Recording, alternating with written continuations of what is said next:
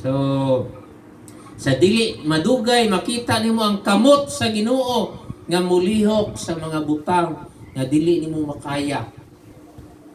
Okay, ablihan niya mga purtahan nga wala na makasira. Usbon niya ang sitwasyon nga pamatyag nimo dili na makaya. Muna ang ato ang Ginoo. Muna siya ato ang mabatian o iwali nga kamatuuran nga ang Dios gamhanan walay di masarangan sa Ginoo. Man, nya kun naa nato ang Ginoo, kaya nato ang tanan. Amen. Filipos 4:13. Philippians 4:13. I can do all things through Christ. Tungod sa Ginoo. Magkabuhi sumala siyang nahibaw-an, no? Sa imong nahibaw-an, parte sa Ginoo. Kung unsa o kinsa ka diha niya, you are a child of God. You deserve to shine. You deserve nga magkabuhi, nga may kabuganaan. You deserve nga magkabuhi, nga mandadaog. Imbis daog-daogon, magkabuhi nga gaasinso kaysa nagkabuhi nga puraot. Muna mo trabaho kita, no mga anak. Kay mudaghan ang mo income sa pamilya, mudako ang income, masarangan o impas ang utang. Man, kasimpol sa kinabuhi. Naa kay income. Nya mo gasto ka base sa imong income. Kung di makaya, relax, standby. No? Kung naamang gitay mo utang, tanawon nga makaya sa income. No? Di magkabuhi nga tagay-liog na ang bayranan. Income, expenses, maura ginakasimple, mga masawa, Jo? Income ra, expenses. Pero magkomplikado kung musubra ang expenses niya, gamay rang income. Ang lain pag yun ka ng income, yung sitin mo, tuwa pa kay bayranan. Pero simple rang kinabuhi. Kita ray ga-complicate. No? Pero sa tabang sa Ginoo, mutawhay ang tanan. No? Kay lumalabay ra ang problema, mamati pa dyan kagwali sa pagtuo, pagpaisog. No? Kinsa pa may mahal kinabuhi sa kahadlok. Kung maluya ka, di man kinahanglan isulti nimo, kusgan ko. To man si Buano mo na sa I am strong sa gitans. I am strong. Pero to si Banon, kusgan ko. Everybody say, kusgan ko. Kusgan ko. Mas maay na lang sulti ka, kusgan ko kaysa nga, huyang ko. No? Kung nabudlayan ka, imong isulti, sa tabang sa Ginoo, masarangan ako ni. May na lang isulti mo na kaysa nga, kaya ka ni nako. Ito na ka sa positive. Kaysa mangutana pa ka isulti na nga, masarangan ako ni. Kaya itong isulti, sa tabang sa Ginoo. Masarangan ako ni. Isulti ninyo na sa time nga muramog naglibog. Kaya kanin ako. Sarangan ko ni. No? Jo, ganan? Sarangan din ako ni.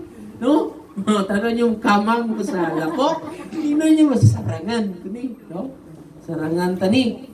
Kung nahadlok ka. Kisa may walay kahadlok. Nagita na. Pero kung nahadlok ka, imong isulti, may kaisog ko diha kang Kristo.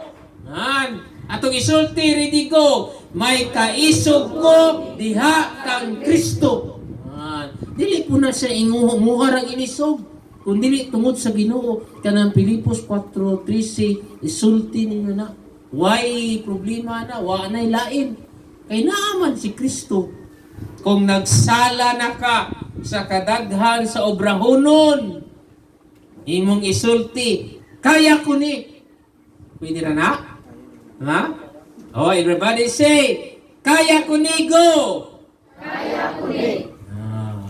Kaysa magtanaw ka nga, Masarangan ka ni. Ay paisulti mo na kaya ko ni. Kay ngano man mo register na sa imong mind. Niya muusab siya sa imong pananaw, no?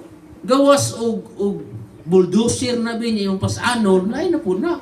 Pero kanang lubrahon ba, no? Kaya naman atong timan-an ang computer kung unsa ang imuhang gi-enter, maura po na ang iyahang i-produce. Di na siya kaobra o wala gi-program diya. Diin gikan ang computer sa utok sa programmer. Maura po na siya nga prinsipyo. Kung wa ka isunod sa imong utok, wala ka ipagawa nga maayo. O kung salay manulod ng mga sari-sari diha, na maura po na ang imuhang ipagawa. Ato pa karon na mati ka sa wali, kitudluan ka wali sa pagtuo sa kaisog, no? Mauna na ang imuhang giprogram. Mauna siya to ang pangwali diri. Masaway matabo sa mga kaigsunan sa ibis-ibis ito.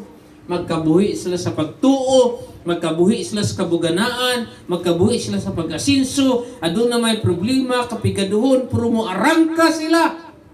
Kay mauna ni ato ang mindset. Nindot magkabuhi sa pagtuo kaysa pagduha-duha. Mas maayo maminsar nga hapit na kaysa dugay paguro to. Okay man po nang maghulat sa intsaktong tsimpo. Pero timaning, may nag-ingon po nga ay nagsigig huwat.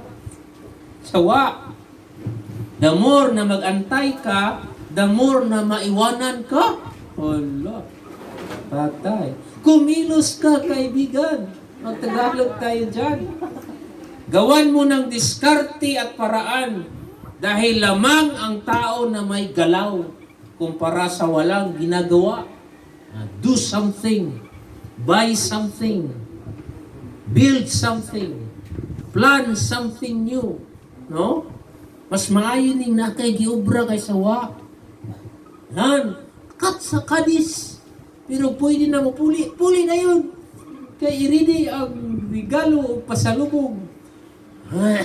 Para may papa. So paningkamot nga magkabuhi sa kalinaw, kay budlay ang kinabuhi nga way sa pakanay, tungod kay nagbungulay. Ayaw dayon og surrender, padayon sa imong handom ug tinguha, kay magbunga ra jud imong pangabudlay. Mao kini ang prinsipyo mga kaigsunan. Kung mo-try ka, may tsansa nga matuman imong handom. Kung dili ka mo-try, 0% jud ang chance nga matuman. Amen? Ang Diyos galihok, kita usab manglihok.